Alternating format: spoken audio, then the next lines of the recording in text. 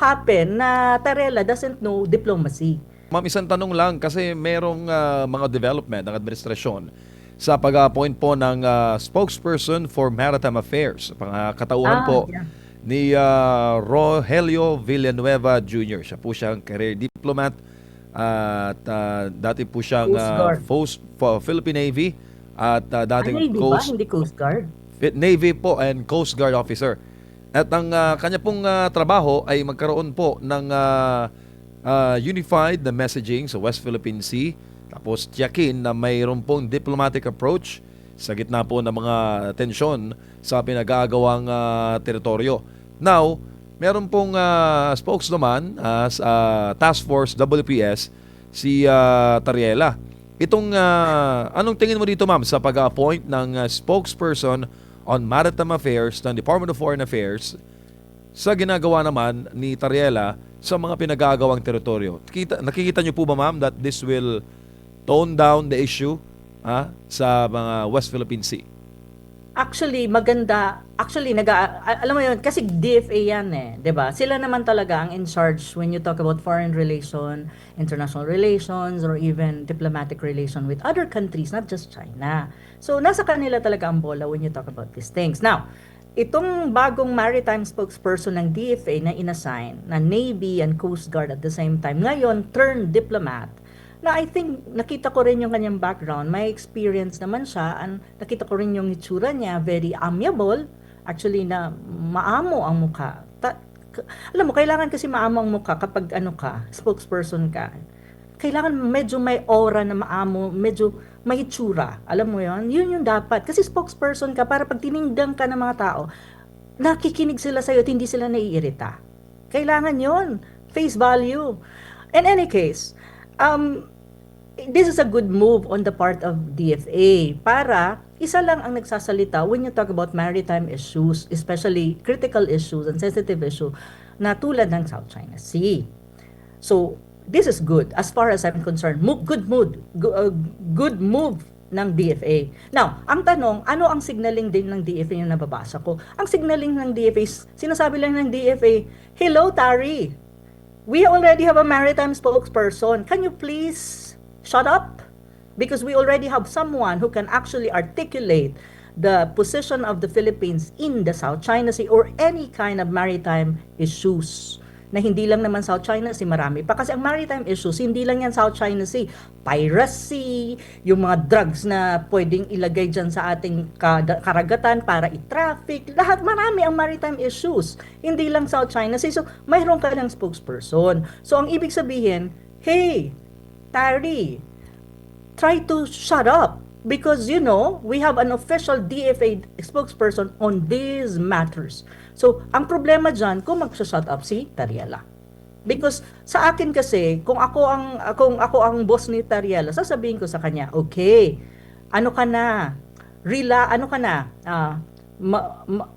matumahimik ka na, at kung gusto mo, magkipag-coordinate ka dito kay Villanueva, na inassign as DFA spokesperson pagdating sa maritime issues, doon ka makipag-coordinate sa kanya at kayong mag-usap, pero isang tao lang ang magsasalita on this, and that's the DFA in the person of Villanueva, para hindi magulo ang positioning ng Pilipinas at hindi nalilito ang mga tao at walang gulo na nangyayari diplomatically.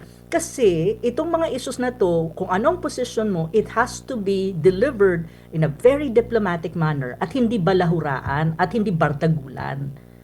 It just so happen na Tarela doesn't know diplomacy. So, hindi siya dapat magsalita. Ibigay na yung mikropono dito sa spokesperson na Villanueva. Now, ang tanong, ang alam ko kasi si Tarela, hindi nadidisiplina. At marami akong alam na hindi rin niya nagpapaalam ata sa kanyang mga pinagagagawa. Para siyang may sarili siyang boss. Para siyang boss. Ang tingin niya sa sarili niya, boss niya. Hindi siya nakikinig sa mga tao na nasa higher position, mas higher ang position sa kanya. So I think, ang mga tao tulad ng DFA, they really need to have a strong hand saying, stop, let us handle this. Kasi this is our job, not yours. Ganun yun.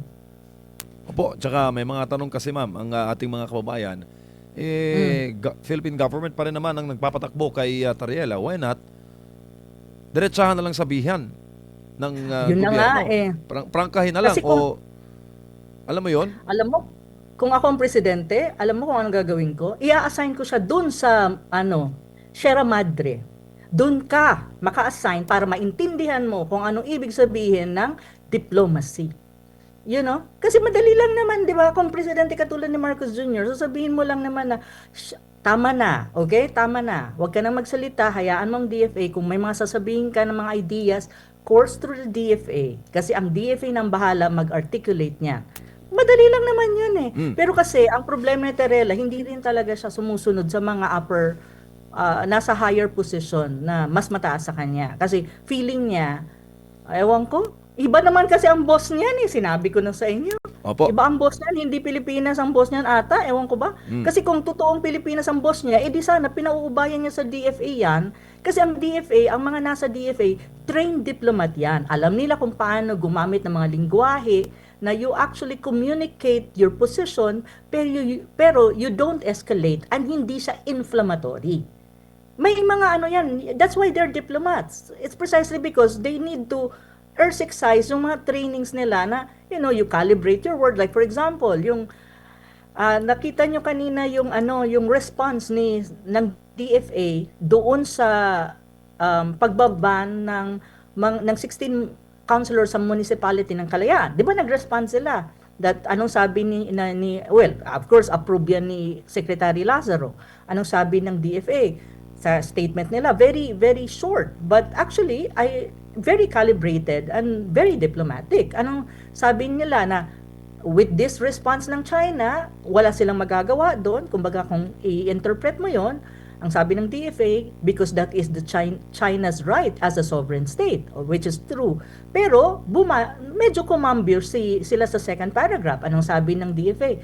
Pero dapat ipaalala ko sa China na ang people-to-people relation is very important when you talk about forging good bilateral relation. At ang China at ang Pilipinas nag-agree na, na they will kind of promote people-to-people relation. Kasi tama din naman in that sense. Kasi kung magkakaroon ka ng ban nito, 16 councilor, to a certain extent, mga tao naman yan eh.